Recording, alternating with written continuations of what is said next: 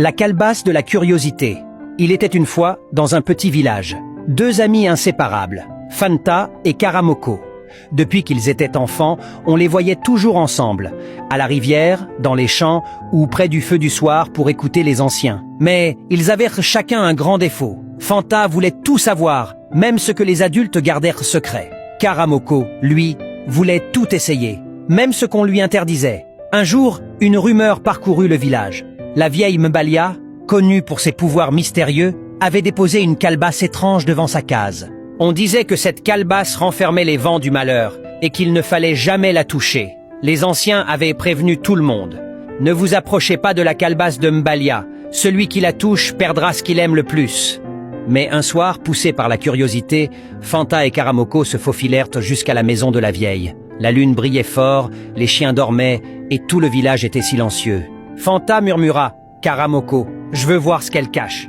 Et son ami répondit « Moi je veux la toucher, juste un peu ». Ils s'approchèrent, tremblants. Karamoko souleva doucement la calebasse et Fanta pencha la tête pour regarder à l'intérieur. Mais à peine leurs doigts l'effleurèrent qu'un cri perçant s'éleva. Le vent se mit à tourner autour d'eux. Les arbres pliaient, la terre tremblait.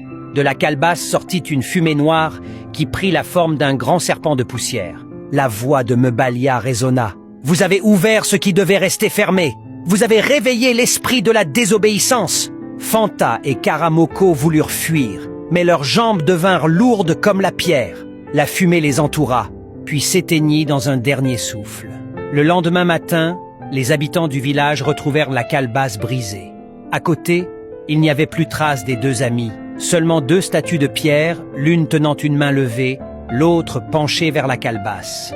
Les anciens comprirent que Mbalia les avait changés en pierre pour protéger le secret. Depuis ce jour, les parents disent à leurs enfants « Quand tu passes près de la case de Mbalia, salue les deux pierres. Ce sont Fanta et Karamoko, les amis qui voulaient tout savoir et tout tester. » Et les soirs de pleine lune, certains disent qu'on entend encore leur voix murmurant dans le vent « Si seulement nous avions écouté ». Morale, la désobéissance attire la honte. La curiosité sans sagesse peut transformer la vie en pierre froide.